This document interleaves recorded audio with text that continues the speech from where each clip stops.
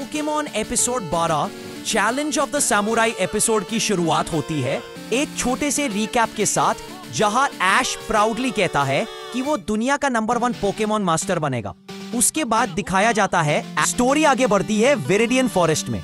मिस्टी की चीख से एटमॉस्फेयर हिल जाता है क्योंकि उसने एक और बग पोकेमॉन देख लिया होता है। ऐश मजाक करता है कि शायद ये काउटरपी है और खुद काउ कॉस्ट्यूम में अपीयर होता है, लेकिन असली पोकेमॉन होता है वीडल। ओह, ये तो वीडल है। ऐश वीडो को पकड़ने की कोशिश करता है, लेकिन याद आता है कि पोकेमॉन को वीकन करना जरूरी है। पिकाचू तो सो रहा होता है, इसलिए ऐश पिजोटो को बैटल के लिए भेजता है। पिजोटो अपना गस्ट अटैक यूज करता है और वीडल हवा में उड़ जाता है। वीडल वापस पॉइजन स्टिंग ट्राई करता है, लेकिन पिजोटो इजीली डॉज कर लेता है। ऐश पोकेबॉल रेडी करता है, तभी एक मिस्टीरियस लड़का समुराई आर्मर में मिस्टी के सामने आ जाता है। वो मिस्टी से पूछता है, क्या तुम पैलेट टाउन की ट्रेनर हो? मिस्टी कहती है नहीं, और वो चला जाता है, वार्निंग देके कि ऐसी चीख से बीड्रिल का स्वॉर्म आ सकता है। ऐश ऑलमोस्ट वीडल को कैच कर लेता है, लेकिन समुराई उसे चैलेंज कर देता है एक बैटल के लिए, और इसी डिस्ट्रैक्शन का फायदा उठाकर वीडल एस्केप कर जाता है। ऐश थके हुए पिजियोटो को पिंसर के अगेंस्ट भेजता है, लेकिन पिंसर का टैकल उसे हरा देता है। अब ऐश अपना मेटापॉड यूज करता है।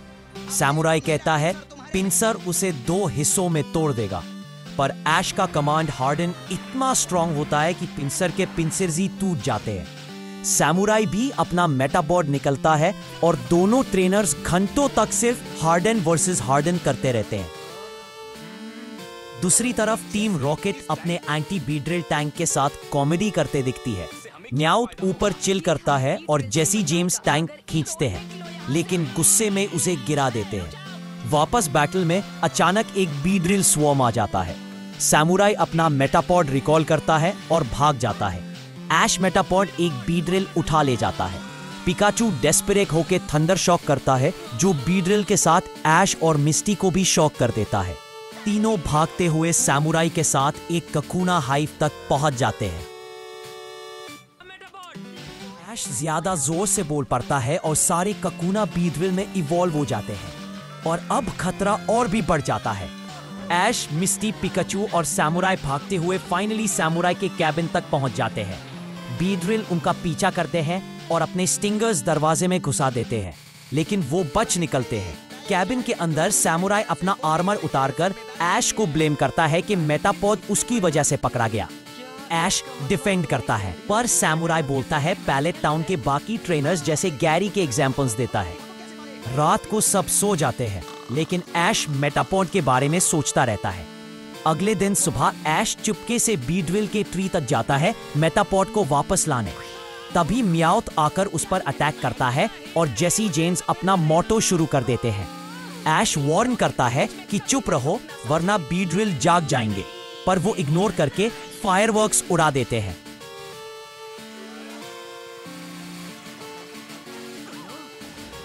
जैसे ही बीड्रिल और ककूना जाग जाते हैं, टीम रॉकेट फंस जाती है और वीडल उनका टैंक तक चबा जाता है।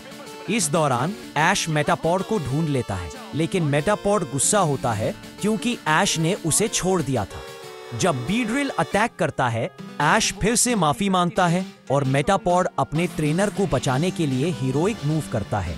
इसी वक्त मेटापॉड इवॉल्व होके बटरफ्री बन जाता है और स्लीप पाउडर का इस्तेमाल करके सब बीड्रिल को सुला देता है।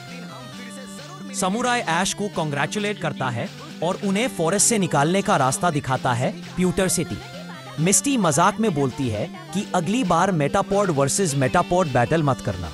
एपिसोड के एंड में टीम रॉकेट ककूना बनकर ट्री में छुप जाते हैं, पर जेसी की चीख की वजह से बीड्रिल फिर उन पर टूट पड़ते हैं और उनकी कॉमेडी स्क्रीम्स के साथ एपिसोड खत्म होता है।